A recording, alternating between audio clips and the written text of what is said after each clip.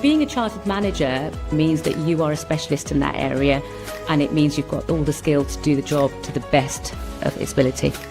You are seen as a leader, a true leader who has credentials behind the great work you've already been doing.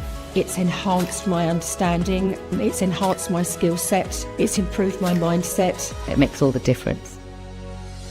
This session is recorded and will be available on the CMI website and YouTube channel.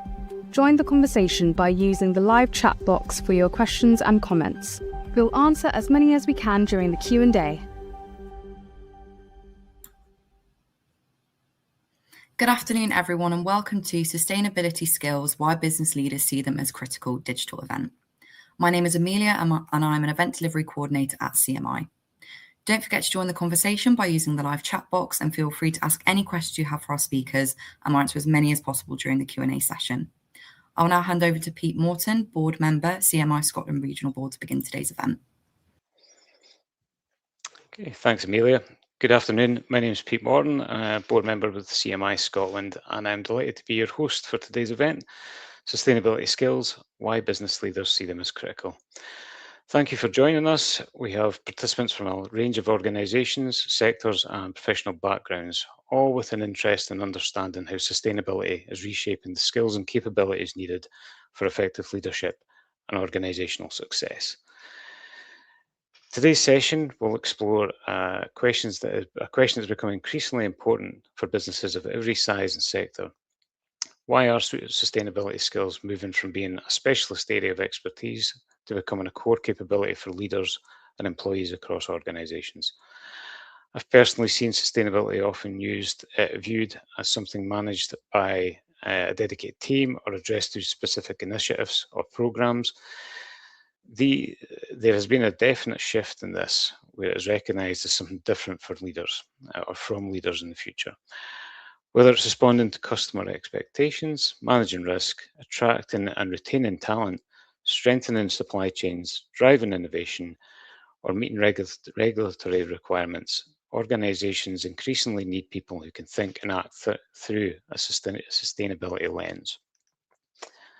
As a result, sustainability skills are no longer just for sustainability professionals. They're becoming part of the toolkit that leaders need to navigate an increasingly complex business environment and create long-term value for their organisations and themselves. Today's discussion is not about sustainability as a separate agenda, it's about leadership capability. So today we will learn why sustainability is now a core leadership skill and a business critical priority, how organisations can integrate sustainable practices into strategy and culture, practical ways to develop sustainability skills in yourself and your teams, and how sustainability contributes to long-term resilience, credibility, and competitive advantage. Thankfully, you're not here to listen to me answer any of these, and we're fortunate to be joined by an excellent panel of speakers today who bring expertise from different perspectives and their own experiences. I'll give you a short introduction to each of those now, try to do that justice. So we've got Dr. Rebecca Wade, who is a senior lecturer of environmental science at Aberdeen University, whose work brings together academia, industry, public services, and communities to tackle some of today's most pressing environmental and societal changes. We've also got Gavin Tweedy, who is an award-winning responsible growth leader and founder of Think Partnership, recognised for helping businesses develop credible net zero pathways and integrate sustainability into long-term business success. We're also joined by Joe Arciero, who is a procurement and supply chain leader with over 35 years of international experience, recognised for his expertise in organisational excellence, sustainable supply chains, and developing high-performing organisations across a range of global industries. We've also got Callum Gaw, who is an award-winning and passionate manufacturing engineer whose work combines advanced aerospace engineering, process improvement, and sustainable innovation to help shape the future of industry. And finally, but certainly not least, we have Kim Mulhern, who is an experienced chartered quantity surveyor and project leader who has completed the CMI Sustainability Leadership Programme and whose work demonstrates how sustainability, commercial excellence, and responsible procurement are becoming essential capabilities for modern business leaders. Together, they'll help us explore not only why sustainability skills are becoming business critical, but also what organisations and individuals can do to strengthen these capabilities in practical and meaningful ways. So whether you're a senior leader, a people manager, or someone preparing for future leadership responsibilities, I hope today's discussion provides useful insights and practical ideas that you can take away and apply in your own working and personal lives. And just a final reminder is please use the question section to submit any that you find of interest or want raised, and we'll do our best to answer these through today's session. And if not, I'm sure we can find ways, or there's commitment afterwards to providing answers to these. I think that's enough from myself, so I'll hand it over to the experts. With that, let's get started, and I'm delighted to hand over to Rebecca. Thanks so much, Pete, and welcome to everybody in our audience today. We'll meet our panel in just a minute, but here we are today. Sustainability is no longer nice to have. It's a core leadership capability. So we need to change our practice and our perspectives on how we instill and install sustainability in everything we do.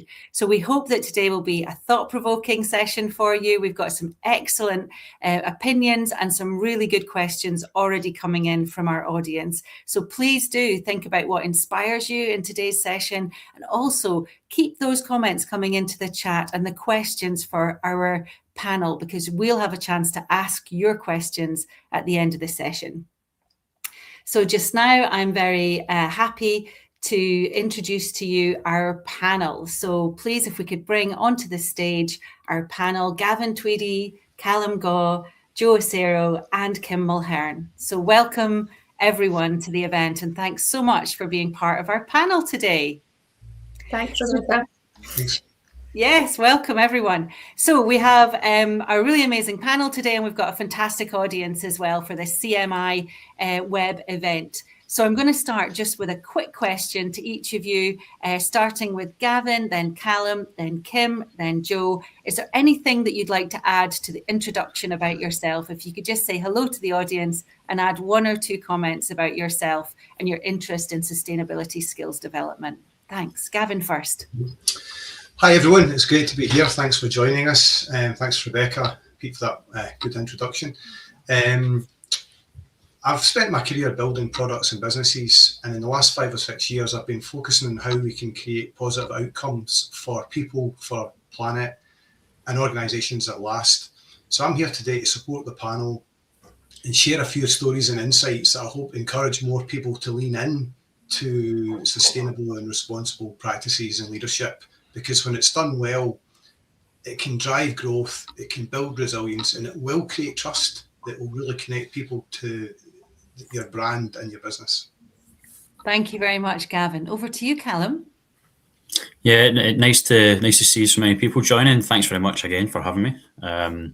So I'm Callum Gaw. I'm a manufacturing engineer at Prestwick Aerosystems and at Prestwick Airport. So I was an apprentice aircraft fitter to trade, actually. So I went into engineering coming from a kind of mechanical background, and the industry is very heavy on skills development, or so they think they are. Whether they're good at it or not is a different story, so we'll come to that. So I've realised over the course of this apprenticeship, then becoming an engineer and working on all this stuff with the likes of Gavin and going to events, panels, speaking things, that's all great. But when you get into the nitty-gritty of industry, you get caught up really quickly with the detail. And so many people forget how hard it is to develop basic human skills. See, developing people on a very, very basic level, that's where you've got to start. And it's overlooked massively. So my mission since then has become learn to develop people, and then you can grow into the likes of green jobs, green skills, and grow from there. Thanks, Callum. A salutary reminder that our businesses are made up of us, the people that are operating within those businesses. Thank you. Kim, can I come to you now, please, and welcome you to the panel? Yep. Hi, everyone. So my name's Kim Mulhern. I've been working in commercial roles now for over 20 years, and I'm currently working as part of the commercial team at Booth Welsh. We're a multidisciplinary engineering business, and we deliver end-to-end solutions from initial concept to feed, design, build and implementation. And we work across a range of different sectors like life sciences, energy, nuclear, defence, food and drink, so many. They're all quite complex, highly regulated and often high carbon as well.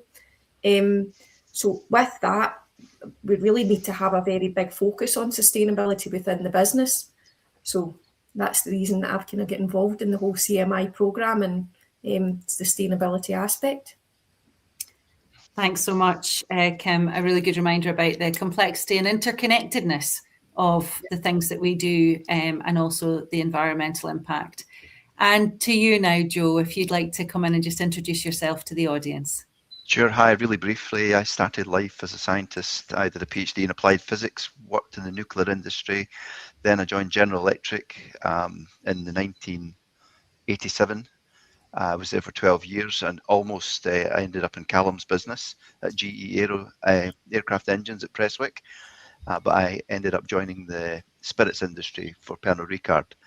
So been through quite a lot of different and diverse industries. Since I retired in 2021, I'm doing part-time work as a business mentor.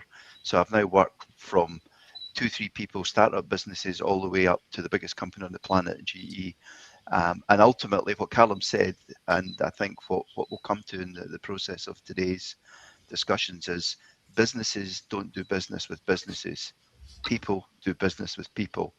Value people and you're halfway there. Don't value people and you'll never get there. So I think giving the people the skills, giving them the understanding, the support, and rewarding them for the behaviours that drive sustainability, it will be key to the success in the future, in my opinion. Thanks so much, Joe. And thank you to all of our wonderful panel for giving a little bit of additional introduction to themselves and some background and context for their own ambitions and interest in this area. So we've got some formal questions to work through in the next wee while, maybe the next 40 minutes or so. And so what I'm going to do is I'm going to start by asking each of you a question, and afterwards I'll invite the others to add their own thoughts and opinions if they want to do so. So Gavin, I'm going to come to you first. So you've had a career building technology companies and you've now focused on responsible growth. Can you explain the concept of responsible growth to the audience, please? Yeah, I'd be glad to. I guess my views on this have evolved over the last sort of decade as I've seen things unfold. To me, responsible growth is really about building something that lasts. Earlier in my career, and I've been involved in helping launch probably 7 or 8 companies since the 1990s. It was about how fast can we grow and make a profit. Whereas now I'm thinking about the quality of that growth. Is it creating something that's positive for people? Is it better for the planet? Is it helping to build a business that's resilient and is going to be sustainable over the longer term? And I think that means how do we measure and define success in a broader way? So of course profit matters, but so does the impact that we have on people and the planet. And so for me, it really starts with trust before the transaction. If you are willing to be accountable for the footprint that you create and you're honest about where you are, where you've still got to make improvements, people are going to be more likely to trust you. And back to that point we made earlier about people value people, people work with people. When you do create that trust, you deepen relationships. You know what that does? It helps open conversations with people, and that's where business comes from. If we can open conversations in trusted environments, it will make growth more meaningful and more sustainable. Thank you very much, Gavin. A really nice introduction to the concept of responsible growth. The idea that we maybe need to transition or are already transitioning from growth for profit to growth for good. And I think that's a nice starting point to take this forward. Would any of the other panel members like to add something about that importance or the concept of responsible growth? Joe, is that you wanting to come in? Yeah, please go ahead. Yeah, I should unmute first. So Yeah, but I would echo what Gavin says. Having experience, not just a few employers, albeit I've only, had 3 or 4 employers. I've worked with many, many businesses around the world, and the ones that have succeeded, the ones that are memorable, and the ones that are sustainable are those where the people are engaged, where the people talk positively about the environment they work in and what they do within the supply chain that they work. I've seen all kind of sides of all ends of the spectrum. And those which are successful and are still around are the ones where the people are still connected, where they're proud of what they've done and proud of having been part of that organization. So I think that's, for me, a key theme for the future of sustainability. And also, quite frankly, a key fear as AI starts to take the place of people. We need to make sure that AI doesn't impact sustainability because it depersonalizes business.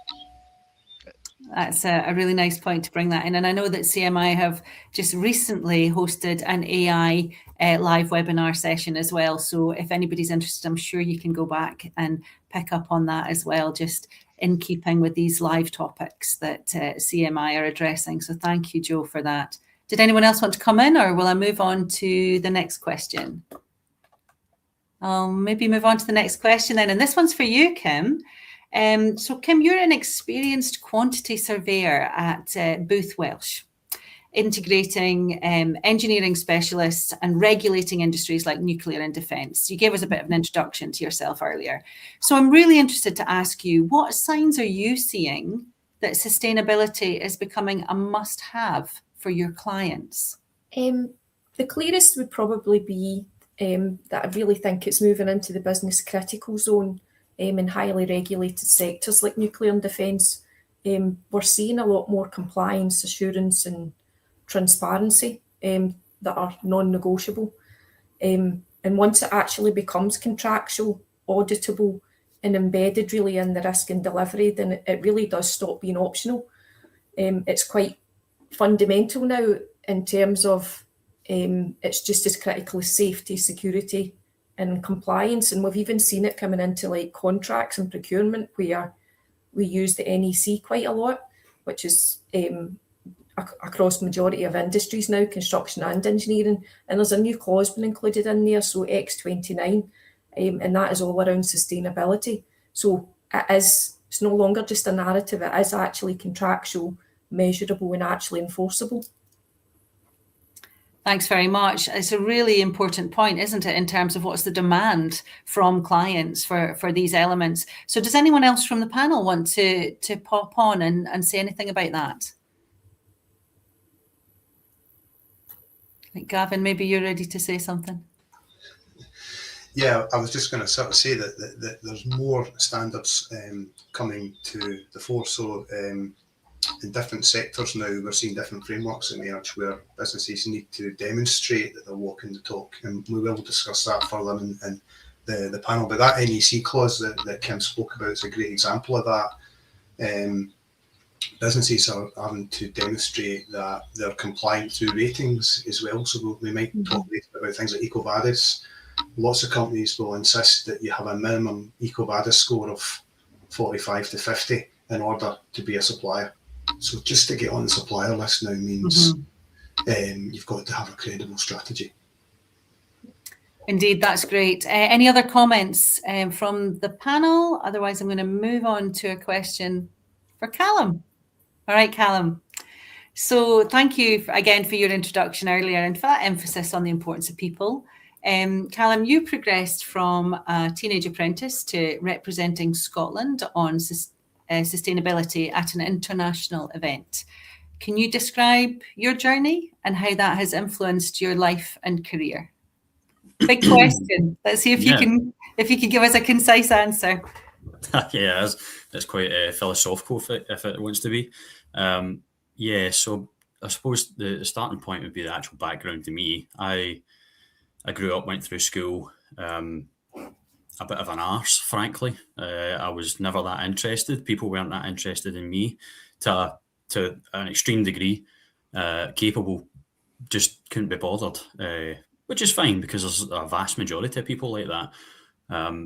But I realised there was a wee thing somewhere that when I was given a wee bit of responsibility, I would push and keep going and I would surprise myself. So thankfully I got a wee taste of that when I was a bit younger.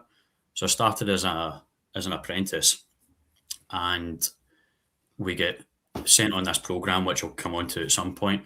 We get sent on this program, and we were forced to be adults, basically, stop being wee kids, and start doing some real stuff. From that, I met quite a number of people, including Gavin. Ended up doing all this stuff I was talking about earlier on, so like panels, going to events, doing keynote speeches, all this kind of stuff. Now that's great. See, when you're a teenager, what an ego boost! It makes you think you're the best thing in the world, which you're quite frankly not. But it makes you feel great, doesn't it? So that was where it started to kind of take off a wee bit. You know, getting kind of a few awards here and there, but I was missing the point. So when I went to Sweden, I actually went with the Scottish government. That was a capacity building thing, really. How do you build capacity for young people to go out and develop sustainability in their own kind of sphere? You know, like how can you affect the world that's around you? It's not about going out and fixing the world, because you can't do that as an individual. That's where a bit of a collaboration effect comes in. You need to work with other people. So that's what the point of that workshop was. How do you develop young people to enable that? So that was great. And that was probably the kind of pinnacle, I suppose, of that point in my career. Where I've went from then on is actually realising, yeah, you can be a young person, super ambitious, being told you're the greatest thing ever, going out doing all these speeches and stuff, but it doesn't make you a great person. It doesn't make you a great professional. And that's where the kind of narrative switched. And I've realised actually the point behind this is that you need to grow yourself, actively grow yourself is the key thing. So people will give you stuff to work on, but you need to know it within yourself. So that's what I've been trying to work on since then. But it's a bit of a journey. I was kind of accelerated quite quickly on, but I've kind of settled now, thankfully. That's really interesting as well. And I think there's a really salient point there that you made, again, second time already in the discussion. And that's about not just what skills and opportunities are provided, you know, kind of centrally, but how do we foster the interest? So, or challenge the disinterest from younger people in terms of learning, education, and skills development. And you managed to find the spark in yourself that helped you to grow and develop and to really achieve a lot, even going on a Scottish government kind of mission around skills development to Sweden. So yeah, really, really impressive, Callum. And we're really glad to have your experience on the panel. Did anybody else want to come in there around that idea of, you know, a point that maybe influenced your life or a career that made a big difference to you in terms of sustainability and business?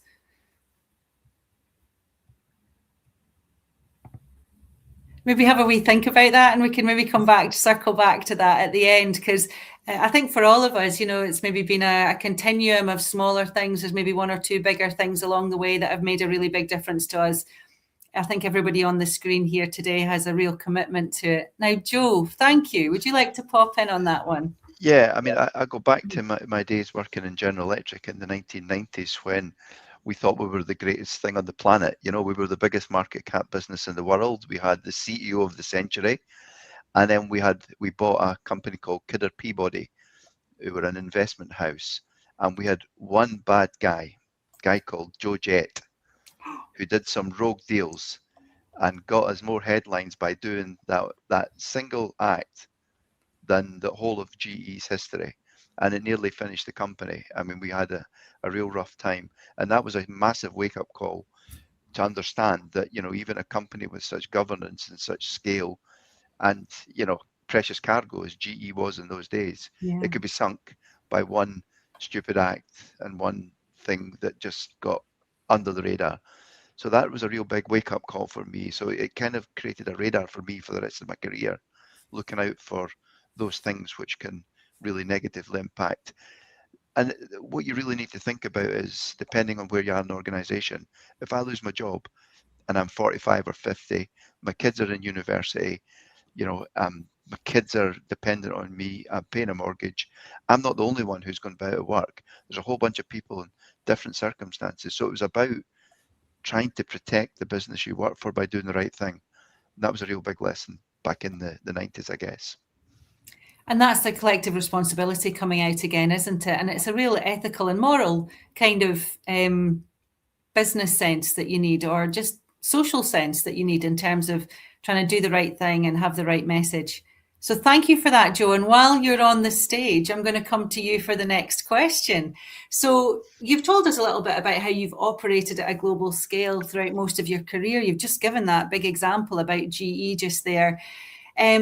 What different levels of real commitment or extremes do you see across large company boards today? So do you see extreme levels of engagement in terms of sustainability, in terms of that buy-in and that doing the right thing for people and planet as well as for profit? Yeah, I mean, first of all, I made a few notes. If I'm glancing down, I'm just referring to a couple of notes that I made. So first of all, it's a wide range of commitment, from not committed to variable and very committed.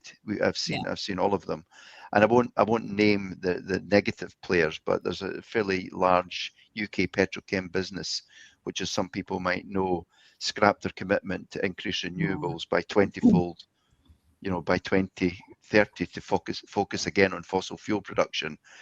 That's an example of following the political climate, I suppose, but also economic pressures to do so. I understand those, but that's a real big impact on the environment, big impact on the sustainability momentum of the UK, quite frankly. When you look at companies of that scale who do that, that's on the negative side. And I'll speak from personal experience on the positive side. I was lucky enough to work for 20 odd years for Pernod Ricard, and sustainability is in the DNA of Pernod Ricard. Paul Ricard, who founded the Ricard business, was actually a friend of Jacques Cousteau, for anyone old enough to remember Jacques Cousteau, a massive marine conservationist, and basically a big sponsor of conservation of marine life in the Mediterranean. So that's gone through the whole of Pernod Ricard's DNA. Just a couple of examples to pick up on. One of them led by a former colleague of mine, where Kahlua, if anyone's familiar with the drink Kahlua, it's in the second phase of the Coffee for Good project. And basically that empowers the farmers and their communities over the next decade. And it focuses on affordable credit, reducing water stress, securing land ownership, and helping farmers earn a good sustainable living. So from a product you see on a bar, thinking all the way back to the farmers who grow the coffee beans, who we put into that product, that's something that Pernod Ricard takes care of. And a similar story with Malibu. Everyone, I guess, is familiar with Malibu, which obviously contains coconut. And Pernod Ricard has just extended its commitment to focus on regenerative agriculture, carbon footprint assessment, business skills, health and safety, and community empowerment. So these are reaching deep into the supply chain to work with the people, ultimately the people who make the products, who help us keep our jobs. And it goes all the way back to people working in fields to make sure that we understand what's happening there. And finally, I'll finish off with back in the early 2000s when we started sourcing out of China, and I was responsible for global sourcing at that time.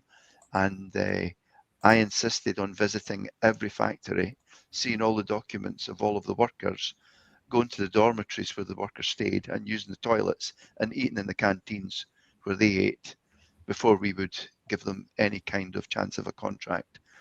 So I think that was Pernod Ricard's DNA that made me do that, but also my GE training.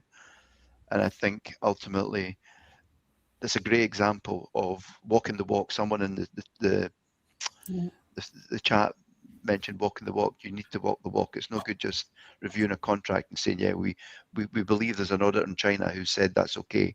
Go there and see for yourself. That's my input. Thank you, Joe. And I think that, from my perspective, so working as an academic, working in environmental science and across civil and environmental engineering, one of the things I try to teach my students and to talk about is about that link to natural capital, to nature's stocks. I mean, all of our businesses, everything from the food that we eat through to the very highest tech, data centers, everything that we do comes from the planet that we have. And we need to maintain a sustainable use of those resources and recycle and reuse them as much as possible, because they are finite and we will run out of them, and growth will fail if those raw materials, if those planetary ingredients are not there to serve our business needs. And so that sort of ecosystem services assessment, those natural capital kind of stocks and balances, it's really important that we do remember not only that those are our raw materials, but it's the people working with those raw materials, growing those things, mining those things. Those individuals are the very starting point, our primary production in everything that we do, and feeding that through to what is a polished, finished product that we can maybe attach brand status to. The whole process is absolutely vital, and there's sustainability essential to be embedded through all of that. Now, I've had a wee chance to chat there, but I will open up again on that question to the panel. I could see some nods. And Joe, feel free to come back if you want as well. Can I ask you a question, Joe? So Sure. You were talking there about Pernod Ricard and how they actually, were looking at the supply chain. How did they actually start doing that from a practical perspective? Like, how did they start? Okay, go back to the start. It's about the year 2000 or 2001. Pernod Ricard acquired Seagram, and I was part of the Seagram acquisition, part of the Chivas business. I had come from GE, where we had all of these practices and processes in place, whereby we would audit suppliers, whereby we would have a risk register for countries of origin. We would basically do supplier risk assessment before suppliers could be qualified to become potential bidders. So I introduced this within Chivas Brothers, specifically on the Chinese supply chain, and we had supply coming out of Brazil as well at that point, which we had to audit because it was clear that these countries were potentially high risk. So we developed a process, we developed supplier questionnaires. Ultimately, that evolved into EcoVadis and other external auditing functions. However, in the beginning, it was basically me and my team that went there and physically audited the supply base, created the supplier qualification process, and qualified suppliers in that way. And then that got rolled out across the Pernod Ricard world, around the world. So yeah, about 2001, I think that process started. And it was really just copied from stuff that I had been doing in General Electric. That's really helpful. Thank you. Thanks so much for your question. I mean, I like this sort of dynamic nature, being able to ask questions across the panel as well. So to the other panelists, if you want to do that, that's fine. Anybody else want to comment on that one, or are we all good just now? I've got some smiles. I think we're all good just now. Okay, so thanks so much, all of you, for answering your first question. I'm going to come on to the next set of questions, and let's maybe get more into that kind of practical application side of things now that we've introduced some of the concepts. So Gavin, this is a question for you. What evidence can you provide that this responsible growth approach fuels growth? So it's I can base that on two levels. I can base it on what I'm seeing in mainstream industry, and also what I've experienced myself. Over the last 6 years, I've worked with over 150 companies, from SMEs to large corporates, with a view to helping them put a credible sustainability strategy in place, and using that in leadership, operations, and particularly in bids, and putting those proposals forward. And what I'm seeing time and time again is that this is fueling growth, because the businesses that stand out are the ones that can show that they're not just saying the right things, but they're actually doing the work. And to do that, you have to translate ambition into action. It's got to be measured so you can demonstrate you're making progress. And there's got to be some evidence and endorsement behind it. And in actual fact, when you're working with EcoVadis, you've got to present your business in that way across ethics, environment, labour and human rights, and sustainable procurement. And when you've done that, it creates trust. And it's that, I'll use that phrase again and again and again, right? It gives people confidence, and that makes you easier to do business with. So at a UK level, if you're bidding for a central government contract today, you need a carbon reduction plan. And depending on the department that you're dealing with, they'll scrutinise that plan. And if you can't explain it, they might not accept it. And I've seen that happen more than once. So if your story's not credible, it's going to affect whether you can get through the door or not. So that's going to have a direct effect on growth. I also ran Net Zero Accelerator programme for 3 or 4 years. And I worked with a major supply chain owner who put all their suppliers through this. Now, some of the businesses I approached chose not to engage, not to get involved. And when the tenders came out, the ones that had invested in a credible plan and they could explain it, they went on to win contracts. The ones that didn't missed out. I worked with a security company in Ayrshire who were doing a national bid against much larger competition around the UK. And none of the people won the first round because nobody put forward a credible, sustainable strategy for this large contract. So we worked with them to put a clear strategy with actions and evidence around it.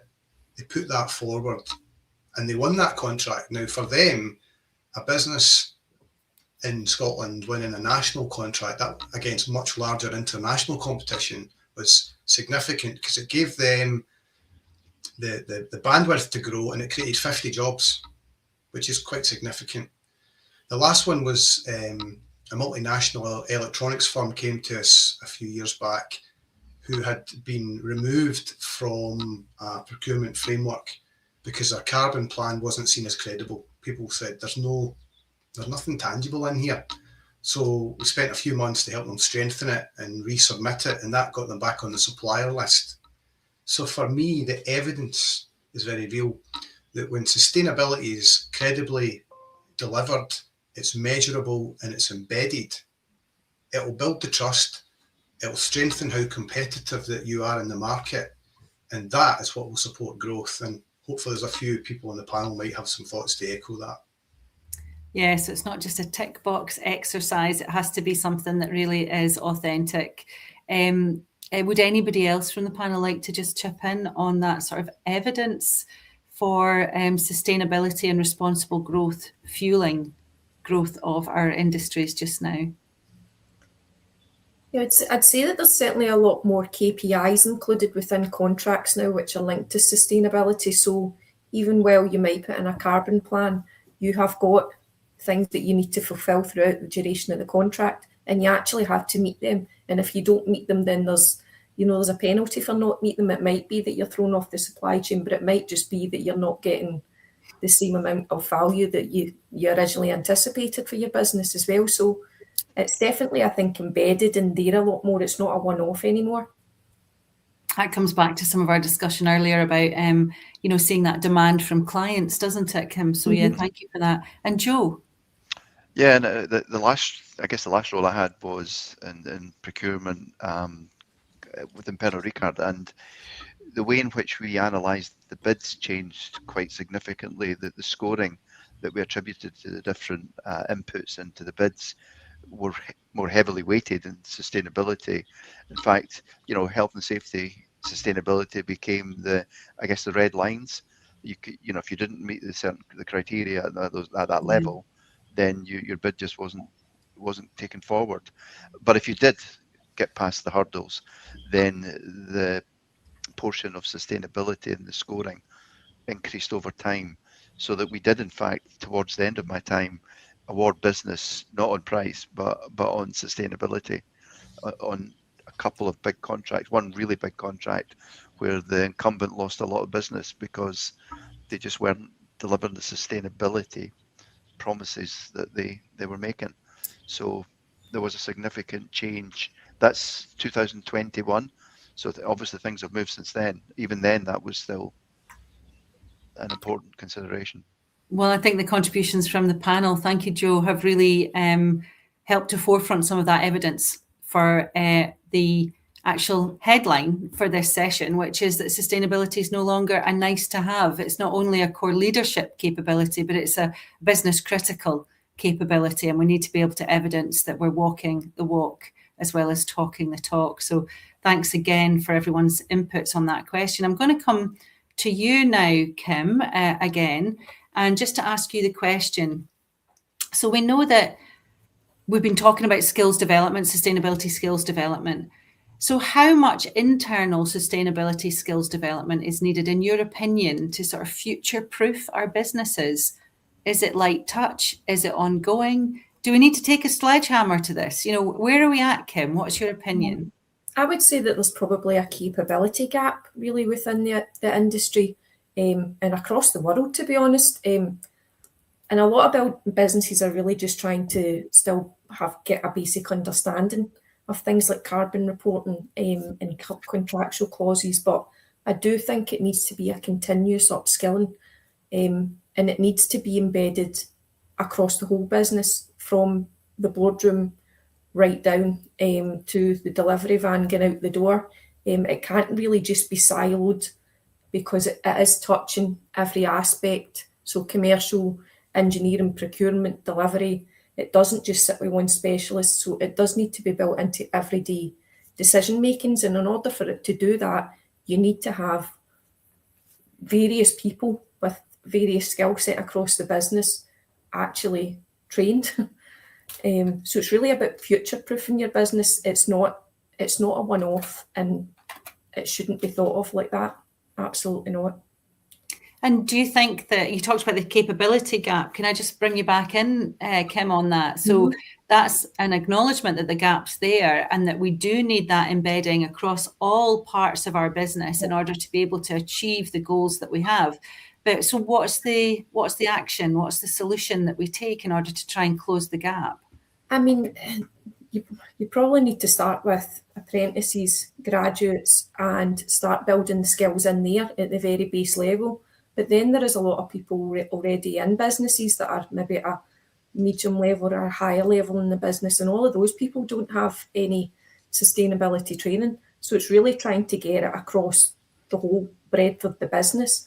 But if you can capture it with apprentices, you capture it with graduates, that's you at the very, bottom of the business, and you're really building it up from there. But it needs to be part of their day-to-day job. It can't just be we'll send them on a training course and he'll get that certificate and that's great. It doesn't work like that. That has to be built into the day-to-day job. Yeah, so that capacity building is going to take a bit of effort across all of our sectors. Looks like Gavin maybe wants to come in. Do you, Gavin? Yeah, it was just to add to that, Kim, thanks for sharing that. I think one of the things that's impressive about Booth Welsh, recognise what you said there, when putting a team through the CMI leadership programme, selected people from different departments rather than just, say, taking it from sustainability. It went right across the business, as it were. Could you speak to that, Kim, just for a moment? Yeah, I mean, there was various people that went through the CMI course, the CMI sustainability programme, across different levels of the business, and that was really helpful. And they were all from different departments as well, so we are actually able to build like a team of people from all different departments who then work together in this shared role, and they were then able to take that information back out into each of the departments. So it wasn't just like, we're going to take 5 people for that department and they're all going to be the same level. They were all different levels, all different departments, so we get a really good cross-sectional view of the business, and we were able to actually develop the business with the information that we got for the CMI course, which was great. And at the same time, it sounds like you're developing the people, because you're developing and enhancing the networks within your own organisation. Formed a great team there, Rebecca. And we still come together and talk, and we've still got initiatives going on just now, even though the course is finished, and that will continue. So that was a core team, but we'll be rolling it out elsewhere later on. So it's had impact and legacy, which is really, really good to hear. Yeah, definitely. And I think now is a really lovely moment actually to come to you, Callum. So you talked about your experience with apprenticeship before, and I just want to come to you, and if you could tell us a little bit about Powering Futures, if you wouldn't mind at this point, and just to tell us how their mission has affected you. Yeah, so like I had mentioned briefly earlier on, when I was a first year apprentice, we were I say voluntold. We were voluntold to do this program called Powering Futures. It was a different name back then, but essentially what they do now, at least, is they're in industry and they're in education. So education, they've got a higher level qualification in the classrooms. So they've created this pack. The teachers present it just like a normal class. Students fill out a logbook, and then you get your qualification at the end of it, and you've developed all these skills. Now, I done this as an apprentice slightly differently. So I had came back to them 2 years ago, and I'd asked them, look, we've stopped using your program. We need to bring it back. I have some ideas. Can you make something out of these ideas? And they came back with something that was really, really good. So what we do now, what I wanted running that program for our site was that you get first or second year apprentices, like you're saying, Kim, right from the bottom line, your grassroots. It's great having folk at the top of the tree who can't do it. If you can't get people at the top of the tree or middle of the tree that can't do it, then create those people from the start to then take over eventually, right? That's my point of view on that. So if you start right at the bottom, it was developing, like we spoke about, basic meta skills. That's the buzzword that folk are using now, meta skills. But it's true. They're really basic things such as, communication, adaptability, initiative is a big one. That shocks me every time I get a new apprentice through my department. There's zero initiative for 90% of the time. Now, that's not a personal attack to young people, right? That's a fact. It's disappeared in my experience. It just doesn't exist. Things like that they're becoming scarce, in my own opinion. So this program takes all the apprentices at a very early stage, and it sends them through a 16-week course where it's split up into 3 sections. So they'll do, kind of development stuff. So they'll find out what's wrong with the business. There'll be set challenges from us. What's the problem actually? Where's it come from? What's it doing? Where's it going? And then they start to build this wee kind of business case. So eventually we come back to this 16 weeks later, present to the general manager and every other scary person that is to an apprentice. And we say, yeah, that's great, or that's naff. But actually what they've done is they have been forced to go on their own without somebody like me holding their hand and saying, you could do this or you could do that. I think you should do that. No, none of it. Cut that. You need to cut the lifeline sometimes and force young people to go and do it. That's what I had, and it worked. I'm not saying it works with everybody, but that's when you find out who needs the support to go and do that. A lot of folk will just go do it anyway. So when you force their hand, they've reacted really, really well. They've developed going and speak to anyone, essentially. Some of these folk in big businesses are scary. Do you know what I mean? See, if I was a wee apprentice and walked up to Joe in his position, you'd be bricking it just because of the way the hierarchy works. It's like authority and scaremongering, but they realise very quickly you don't need to be scared of opportunities to speak to people. So when they go out, they do this, and they come back with some fantastic solutions. Last year, we had a team who they had a challenge with kind of solvent wipes. So we're manufacturing and we use a lot of solvent wipes, and they saved 90 grand a year just like that overnight by finding such a simple solution. And see, things like that, you can't. There's no value on that because you're developing the future's leaders. You're developing people from the absolute grassroots, which is where we need to start. Mm-hmm. But we're also solving problems at the same time. Because like I said at the start, it's so easy, especially in engineering, to get caught up with the detail and you forget the human aspects, even the simple things. Like turning your computer on and off. It works, but you forget it. You end up going into settings and going off your head, trying to fix it. But such basic things work. And this is what we get when you give problems to young people with nothing in their notebook. Work at it from a grassroots level, and it really, really bears fruit. That's a really important reminder to invest in the younger or the newer to industry members, because they're not always younger. They're often changing career. changing direction. And it's common now for many folks to have more than one career in their lifetime. And so we need to make sure that we bring everybody with us, regardless of the age or stage that they're at. And so I'm interested. I've been working with professional bodies like the Institution of Civil Engineers, the Women's Engineering Society, the CMI, because I'm really determined that the students that I teach at university don't hit the industry and find that any innovation or sustainability ambition that they have is just squashed the minute that they walk in the business, the boardroom or the shop floor. And so for me, I wanted my efforts in universities and really instilling sustainability across infrastructure and nature-based engineering and all sorts of things like that. I didn't want that to be a wasted effort on my part, and I wanted the ambition of my students to be heard and recognised when they went into industry. Do you think, Callum, that there's still that problem that occasionally, or maybe often, younger members of our society are coming into business, they're perhaps more aware about climate change and sustainability. Are they maybe not being heard or being kind of squashed a little bit in terms of those views, or do you think they're being welcomed now?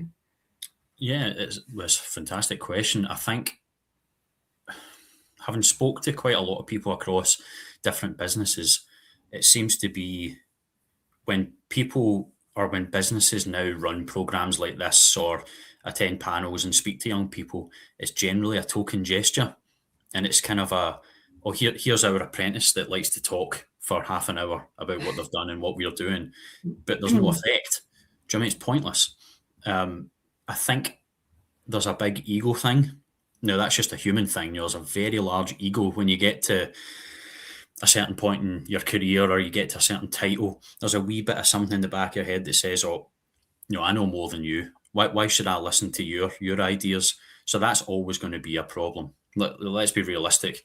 But I think what you're saying there about, kind of influencing people at an education level, even when they come into the likes of us or they're at colleges or schools, wherever, I think developing leaders is really, really important. And that's not, when I say leaders, people generally assume, like senior VP or general manager, and that's not the case. That you can get a leader who is 24-year-old like me and doesn't have any knowledge at all. You're seriously wet behind the ear, but people are still inspired by what you say. They still take on board what you say and they can learn from you. Leadership isn't about knowing all the answers. It's about guiding people and taking people along the journey and bettering everyone. And just to add to that, I love a quote, right? I think quotes bring things home. And Gavin's probably laughing because he knows what's coming. If anyone's ever seen Afterlife with Ricky Gervais, whether you like him or not, it was a fantastically written series. In that, he had a quote that I use all the time now. A society grows great when old men plant trees, the shade of which they will never sit in. Now, that is absolutely spot on. I live my day every single day thinking, if I can inspire one person or one apprentice or whoever, even a senior manager, to go and better themselves or do something different, I may never see that person again or work for them or above them or whatever. But as long as it's had a positive impact, that's what being a leader is all about. Forget all the superficial hierarchy and job titles and all this. Just, it's a very basic thing. Thank you so much, Callum. And you made such good points. I'm going to come to you directly, Joe, but I'm going to ask you your next question, and then give you the chance to respond to Callum as well, because it's a related point. Is that okay? Mm-hmm. Sure, of course. Yeah. So this whole webinar is focused on sustainability skills development, and we've just had, some really nice comments there from Callum. How much joined up thinking is there between industry, government, education, and young people, and how could this be improved? And maybe you can weave in some of your response to Callum. So that joined up between industry, government, education, and young people, and how can we do it better? Thanks, Joe. Okay, first of all, thanks for such an easy question. No, just quickly on Callum, I think that I watched Afterlife as well, and anyone who's not watched it, I'd highly recommend it. And I remember that quote. And one thing that I do remember after, 30 odd years of working is you forget about your pay rises, you forget about your job titles, you forget about all the fancy business trips, you forget about all of that. What you remember is what people said about you when you left. I've still got the notes from people that were in my teams or I work with. All of the rest of it's gone, but I still have that, and that's the most important thing. It's leave something good behind if you can, and that's you really, if to understand that at your point in your career, Callum, is a tribute to you, I'd say, and those who have influenced you. So well done for Thanks, that. Joe. Anyway, I appreciate that. down to the question. Okay, again, I've got some notes if I'm looking down. Excuse me. So I would say Fine, no worries. each sector has its individual challenges. Yeah. First of all, my observation on national government, it's slow and communication is poor and fragmented. And it can also suffer from credibility in the eyes of those who are hearing the messages due to change in policies and inter-party bickering. Every day it's about inter-party bickering, and in that sense you lose a lot of the good messages. Political point scoring is prioritised over effective policy making often, and that's a sad indictment of the politics of the world we live in today. Even worse on the international stage, it's become even more fragmented due in a large part to things that we're probably familiar with and we don't need to go into the detail of. And the current geopolitical unrest is leading to more fear and a fear of reducing dependency on the biggest pollutant, oil and gas, that we have. So the fear is driving that as well as real economic issues in the short term. Industry response to policy is variable on a local, national and international level. Basically, policy is developing and it will become clearer, but meantime, pressure from customers needs to be watched carefully because that can weaken due to powerful messages from businesses who are prioritizing profit at all costs. So good citizens need to be aware of bad actors and continue to do the good work they're doing. Back to education. At every level, it's key, starting with primary education, in my view. I don't think that interdependence of planet and people is a difficult concept for very young children to grasp. I think it's good fun for them. I think they enjoy it. They can relate to planet things of the earth, yeah? Yeah. And as a group, as they progress through school, they should be given the opportunity as early as possible to learn scientific method and rigor. That sounds like a little bit of a kind of wish, but it'll allow them to interrogate factual information from non-factual, or to discern factual from non-factual, because the world that they live in, they've got so much information. We need to equip them very young to be discerning in how they interpret and use that information. I think the danger that we face could be a generation of people who are not equipped with that, but are flooded with information. They've no idea whether it's factual or not, as it relates to sustainability and environment in particular. Yeah. Higher education's also got a significant role to play. I think courses should be designed in a way that sustainable practices in the various disciplines are woven into the coursework and exams. Now, I'm on the Industrial Advisory Group at Heriot-Watt University, and I've been on it now for 5 years or more. And let me tell you, it is an uphill struggle. You will not be aware, Rebecca, that the university system doesn't allow for rapid change, but we need rapid change. But I got Gavin involved as well, and it became really difficult to convince the science and technology community that they needed to change, not make a change for the course entry for 3 years hence or 2 years hence. Make it now. Yeah. That's a challenge, but I think that needs to be broken, because I think Gen Z are already challenged. They're already challenged and drifting a little bit away from sustainability due to economic pressures. They can't buy houses. They can't do the things that we did when we were, 25, whatever years old. Yeah. So they're being pressured in a different way. But what we need to understand is that the Gen Alpha and Betas, they will inherit the outcomes of what we decide to do and how we do it. So as businesses and as industry, we need to take steps forward, even if people are getting left behind. We need to do it. That's my view. And I think working at, business and industry leaders or sector is just working with the higher education institutions, with colleges, with apprenticeship programs.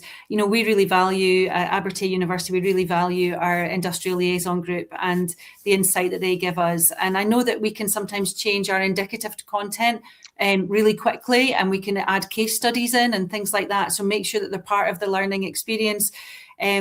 But then it might take a year to a year and a half before we can actually embed significant changes into the curriculum. But I know in my own organisation, we have a commitment to embed sustainability in our campus, so our estate, our procurement, our business, but also in our curriculum. And I'm working with our business school to help do that. And they're flying ahead with it themselves, which is great to see. Now, we have 5 minutes left of our panel discussion. So I'm going to just do a quick reminder to anyone in the audience, please do put your comments and questions in the comments tab on the side of the screen. Type your questions to the panel. We're going to take questions from the audience in 5 minutes. And in the last 5 minutes, my fantastic panel members, I'm going to ask one sort of amalgamated question and just ask you all to give me just 1 minute on it, please, if that would be okay. So our final question is kind of about the take homes for, what emphasis do we need to put in terms of sustainability skills for the next generation, or what advice would you give to business leaders about helping to build that future workforce? So this is really about the 1 or 2 take homes that you have about bringing sustainability and skills development around sustainability into the workforce. So Gavin, are you ready? You first. Yeah, thanks. So leadership today is about making responsible decisions across the whole business, not just in one department. So as Callum had mentioned earlier, making people accountable right across the business, but giving them license to operate, setting targets that don't just look at profitability, but actually KPIs or OKRs, or however you want to do it. But you need to basically target and measure people and departments on prioritising sustainability alongside safety and compliance, as Kim had said earlier. So for me, it's about embedding it as business as usual and not as an afterthought. Thanks, Gavin. Callum, I'm coming to you next.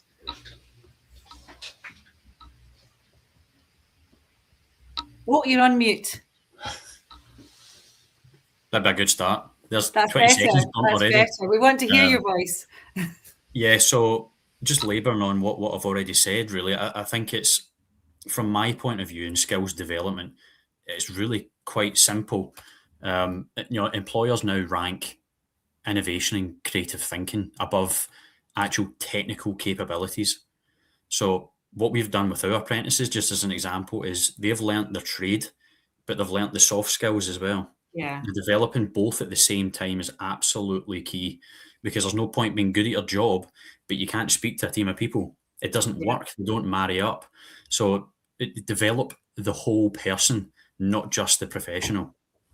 I think that's key, because if we don't do that, then folk are just going to get left behind, as Joe said. We're going to miss out, at least this generation, the next 2. It's really, really vital that people are developed from an early stage. And that is challenging, because we're in a resource limited sort of economic market at the moment, and a human resources market as well. But I think even more than ever, that's when that whole person development, that kind of buy-in from everybody across the business is really important. Although I've maybe stolen your thunder there, Kim, I'm coming to you now. So what's the sort of emphasis or advice in terms of that you would like to share in terms of the next generation? I think you need to shift the conversation from saying, do you understand sustainability, to can you actually apply it in your role, in the job that you do in a day-to-day? So how does that actually work? So you'd need to look at like your ESG, literally, like understanding your carbon emissions, energy use, how the decisions within the business actually affect the environment, what's the impact on people, the workforce, supply chain, and just understanding really how businesses actually operate. Are they making ethical decisions? Are they being run responsibly? People need to understand this. So I really think the conversation needs to shift from, do you know what sustainability is, to like, how do you actually apply it? How does it apply to your role? And do you understand the business that you're actually operating in? Thanks, Kim. That's really good. And in our last minute of our panel discussion, I'm coming to Joe. Yeah, just I guess ultimately what you get is what you measure and what you reward. So from a business leader's perspective, if you don't measure it, you don't get it. And if you don't reward it, they don't do it. And if you don't give them the skills to do it, they can't do it. So I think give people the skills to do what we need to do from a sustainability perspective, integrate that into business as usual, measure it, measure performance on it and reward for achieving it. It's like it works in all aspects of business. So sustainability, I think, should be treated in a similar way. I've done a lot of looking backs on my in my career, looking at performance, and it's always true. Basically, you get what you get what you measure, and you get what you reward. So that would be my hot take. I very much like that. Yes, we can set all the KPIs we like, but actually, if they don't align with what we're building in terms of our staff and client capacity, then we're just not gonna get those things. So thank you very much indeed to my panel. There's some fantastic insights that have come out today. Lots of learning from your own personal and business experiences. And I'm now welcoming Pete Morton back onto the screen. Hello again, Pete. Have you enjoyed the discussion? Yeah, that was really, really engaging, actually. Good. Lost track of my notes, but really yeah, good. I've got a stack of them too. And so now we'd really like to dedicate 10 minutes or 9 or 10 minutes to our audience questions. So, Pete, will I hand over to you to ask the first question? Would that be okay? Yeah, you can. I'm just trying to find where that is in my notes here. Yes. So yeah, we have one pre-submit question we're going to start with, which is how can leaders balance short-term KPIs and business pressures with long-term sustainability goals, ensuring sustainability drives performance without compromising results? So who would like to start with that one?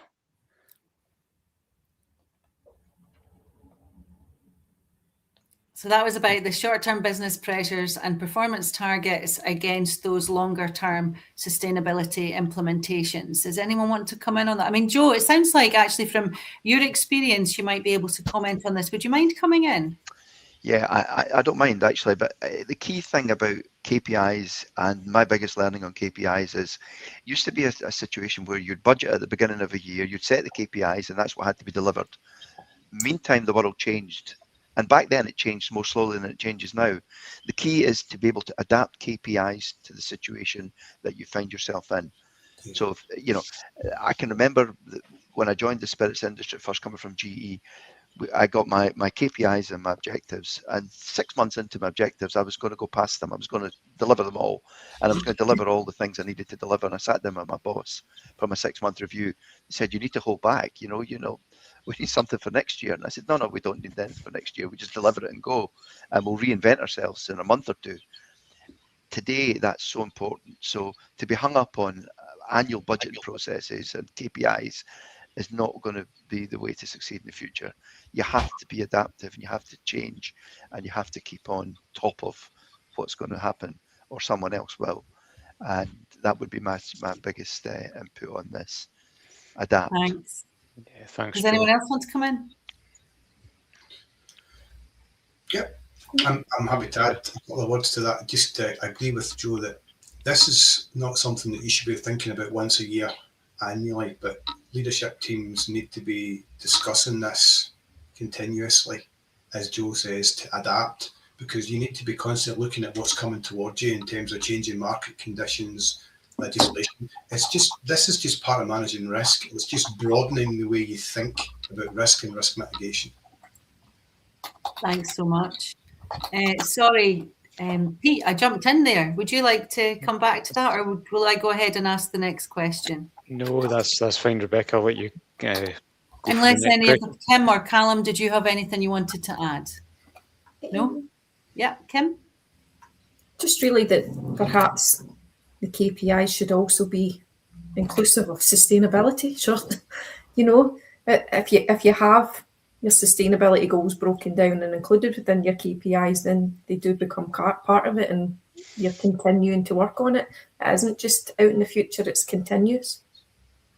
Absolutely, yeah. And thinking about, I'm sometimes a bit skeptical of everything being smart all the time, because again, it can be quite rigid when you put those sort of measurement and time-bound things on it. But if we just say a KPI to improve sustainability in the business, what does that mean? Equally, you can't have something that's woolly and doesn't really get you any further forward, because you can't really measure your progress against it. So yeah, embedding them in the business, in the KPIs, I think is a really good idea. Now, I am going to come to one of our audience questions, and this one's from Yvonne. So Yvonne said that she's interested in how to embed sustainability in people professions and organisations like public sector and third sector.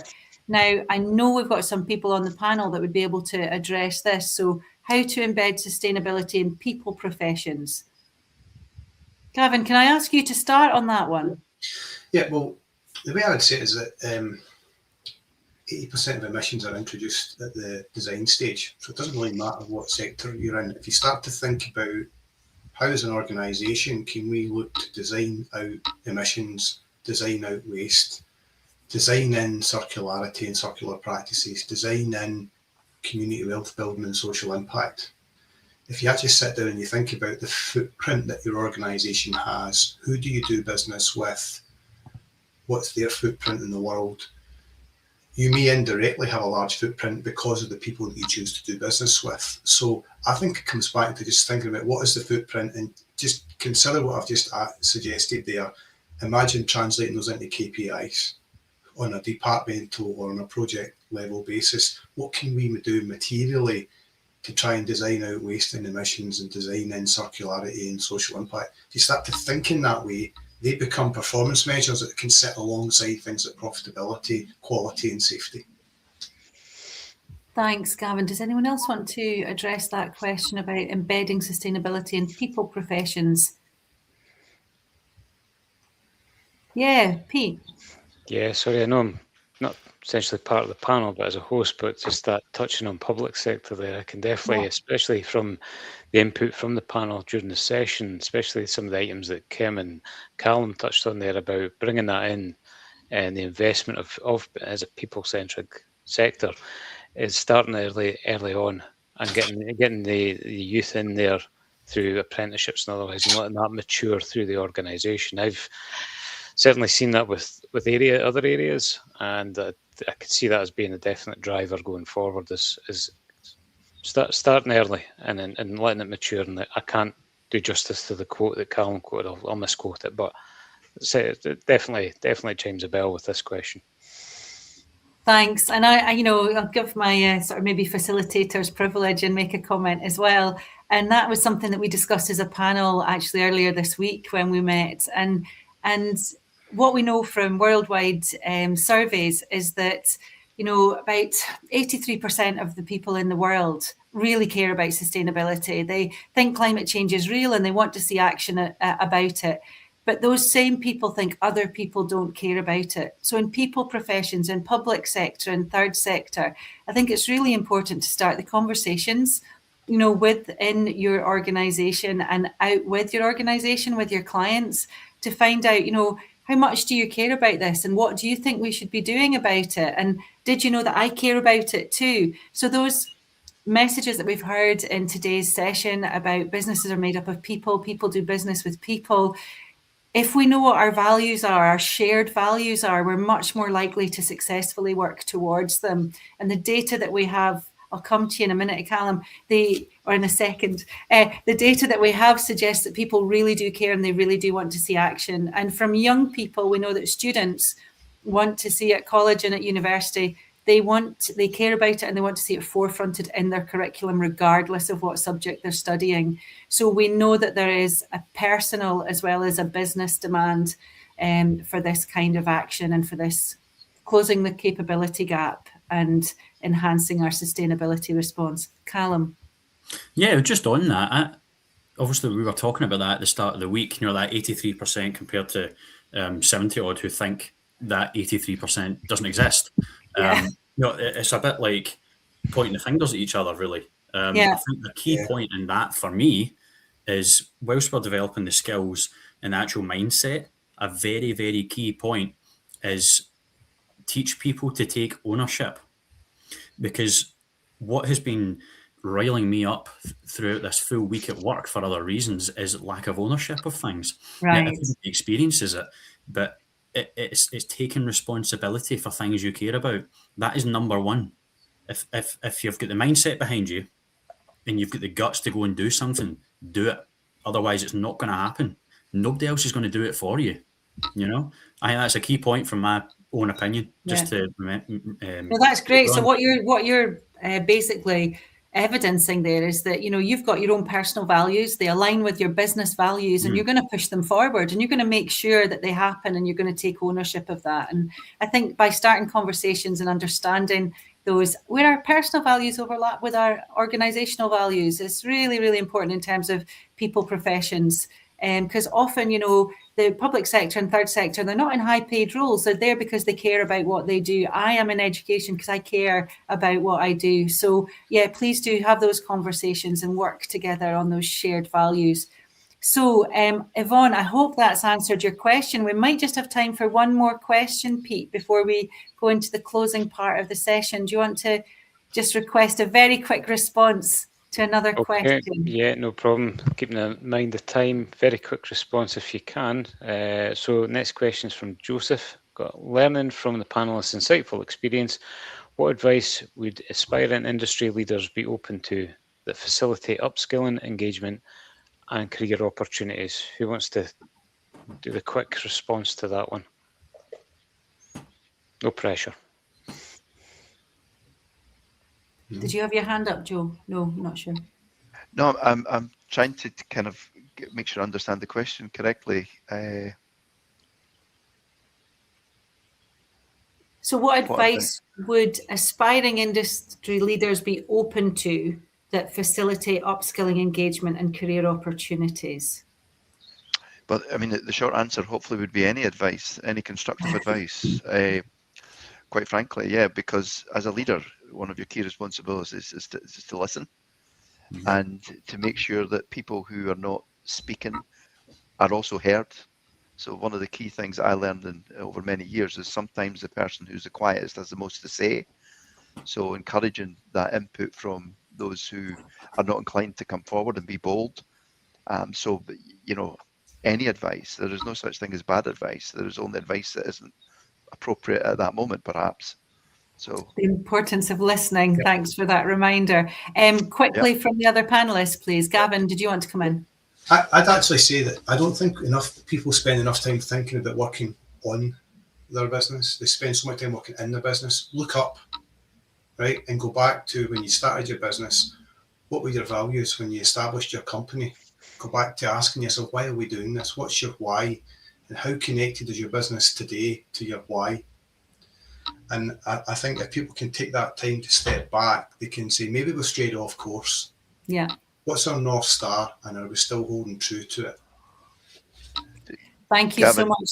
Yeah, come on quickly then, because we're running out of time. So by pure coincidence, half an hour before this call, I had that exact conversation with someone who's just in the process of starting a new business. Oh, wonderful. Yeah, the ports have taken time to reflect. It's really good. And you mentioned that earlier as well, Joe. So thank you. And Kim, just quickly, did you have a sentence to add here?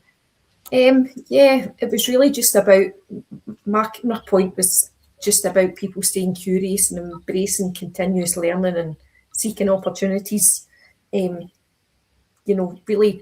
trying to build strong networks and being open to mentorship, that type of thing. But I was kind of taking it from a kind of younger person's angle as opposed to somebody that was, already embedded within an industry. But I suppose all of those practices actually, are applicable to them as well. Yeah, we should all be learning all the time, and the world's changing around us, so we need to.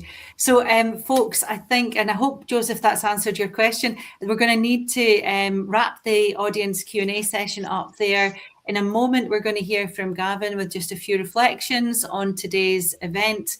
But we hope that during this event, you've enjoyed the interesting discussion, the lively discussion, and the kind of cross-questioning across the panel, as well as the questions from the audience. We hoped that when you came to this event, you would learn about how core leadership skills and business critical priorities link to sustainability, how organizations can integrate sustainable practices in their strategy and their culture, maybe even taking on some practical tips on how to develop sustainability skills in yourself and in your teams, those people that we were talking about that do business.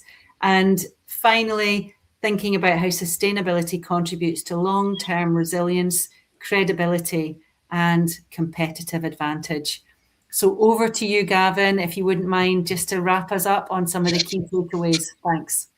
Thanks, Rebecca. So thanks everyone for your contributions today and for the questions that have been presented. I think it's been quite a vibrant conversation, and it should carry on after this. I think there's been some great points raised, and there are best practices that businesses are following today that are ways of helping businesses really make progress with this. Going back to the exam questions of why we're all here today. Why is sustainability now a core leadership skill, and why is it a business critical priority? It does go back to that question of responsibility. Responsible decisions across the whole business are necessary and have to be done in a way where we're not just chasing profit at any cost, because people are trusting us that we'll do things in the right way. So people don't just buy from us today for the products and the services, but they buy from us for the ways that we deliver it. They're trusting us not to cut corners. They're trusting us not to compromise on safety or security. That they're hoping that we're not polluting, we're minimising the footprint that we're having. And we haven't really talked too much today about this, but communication is important. You need to communicate often and honestly about where you are, because that goes back to building trust. And trust opens conversations. Through the confidence it builds, it will strengthen resilience over time in the relationships that you have with your customers. That's why it's business critical, because it's business as usual. The second sort of question today was all around how can an organisation integrate sustainable practices into strategy and culture? And we've had some great input from the panel today in terms of talking about ownership and accountability, getting it across the business. Booth Welsh, for example, have got a Net Zero Heroes team, and that's made up of people from every department and all generations. So when they're looking at how they're going to implement their goals going forward, there are brilliant ideas coming from across the business. So you get away from that siloed thinking because you're getting cross-departmental input. But it also comes back to when you're making decisions, are you budgeting for this? Are you budgeting for decarbonisation? And are you thinking about it over the next 5 or 10 years? You don't need to decarbonise overnight, but you need to think about it over the next 5 or 10 years. How are you going to achieve that? And then do it in a way that's not massively disruptive, but ultimately does get you to where you need to be. Because if you're making commitments to things like the Science Based Targets Initiative, you've actually got to hit those commitments. Otherwise, you're going to undermine the trust that you're building with customers. The third question we talked about today was around practical ways that we could develop sustainability skills in the team. And again, some great ideas there. Callum spoke earlier on about we can engage people at the grassroots of the business through programs like Power in Future. We can invest in education programs, and we can invest in targets that don't just look at profitability, but look at people and planet positive targets. Again, have we thought to design in things like social impact and community wealth building where we can to projects, and not as an afterthought, but it's embedded into the way that we do things. So giving people ownership, exposing them to programs, collaboration. The smartest person in the room is the room. Isn't it down to one individual? So put yourself into situations where you're learning and listening to other people, and that will expand the capability and bridge the capability gaps that we've spoken about a few times today. And finally, how does sustainability contribute to long-term resilience, credibility and competitive advantage? Well, going back to it, when it's embedded as business as usual, it's not an afterthought. It's not something that people actively resist. You know, it's not a disruption, but it's considered to be, this is just the way we do things, because when it's embedded in the culture, it gets trust within the business, it gets trust within the supply chain, it gets trust within the investor community, and that will actually improve the quality of decision making. And that's what will lead to lowering the risk, that will build the resilience, that will support longer term growth. So I've really appreciated hearing everyone's comments today, Rebecca. I hope that's been a useful synopsis of today's panel event, but thanks everyone for your time.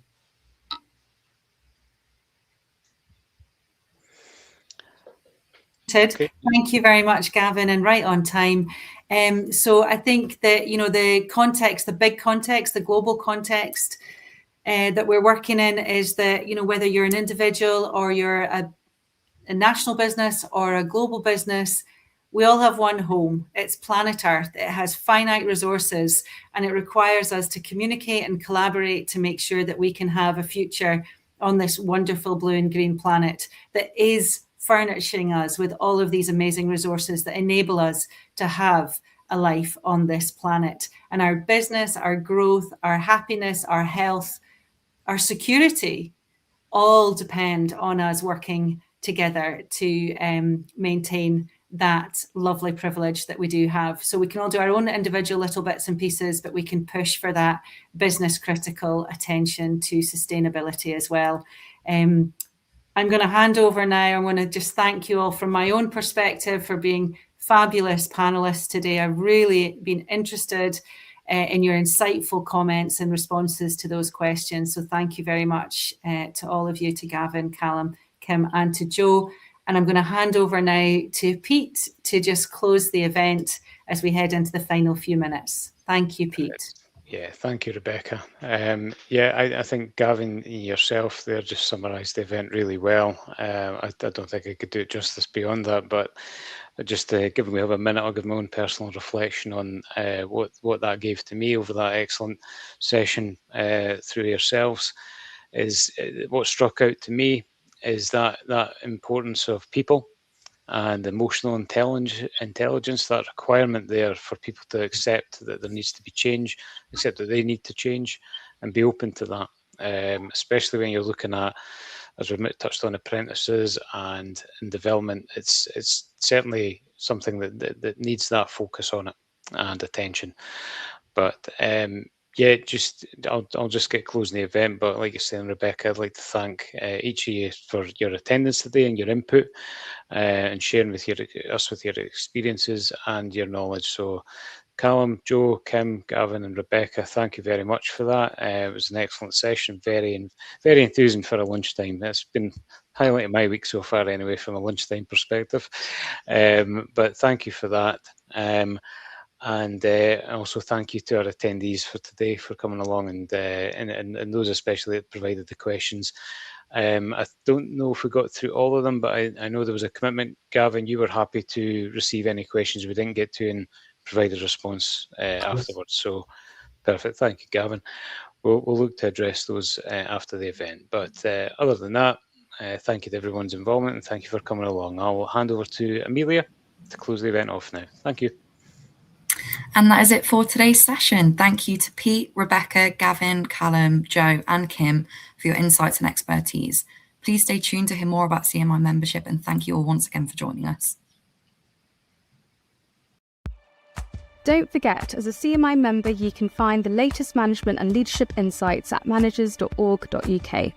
If you're not yet a member, join our community to discover CMI Confidence with on-demand resources, our network of mentors, and industry-leading accreditations.